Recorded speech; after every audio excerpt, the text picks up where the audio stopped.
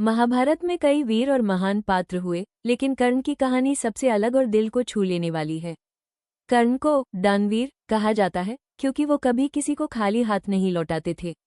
कर्ण का जन्म कुंती के गर्भ से हुआ था, लेकिन समाज के डर से उन्होंने उसे एक टोकरी में रखकर नदी में बहा दिया। बाद में कर्ण का पालन पोषण एक सारथी के घर हुआ, इसलिए उसे हमेशा सूतपुत्र कहा गया। बावजूद इसके कर्ण ने अपनी मेहनत और लगन से खुद को एक महान योद्धा बनाया।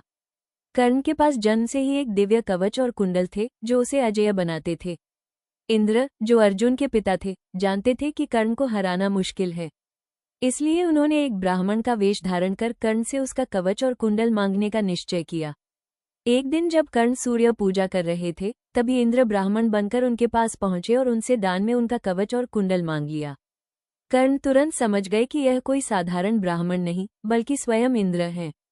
फिर भी उन्होंने बिना किसी हिचकिचाहट के अपना कवच और कुंडल काटकर दान में दे दिए। ये देखकर इंद्र भी चकित रह गए। उन्होंने कर्ण की महानता से प्रभावित होकर उसे एक दिव्य शक्ति अस्त्र प्रदान की, लेकिन कर्ण ने उसे केवल एक बार उपयोग करने का वचन लिया।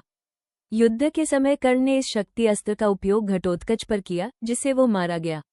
ये रणनीति श्रीकृष्ण की थी ताकि अर्जुन को बचाया जा सके। कर्ण का जीवन संघर्ष, अपमान और त्याग से भरा हुआ था।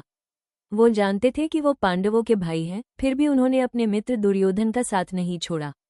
ये कथा हमें सिखाती है कि सच्ची महानता केवल शक्ति में नहीं, बल्कि त्याग और दान में होती है।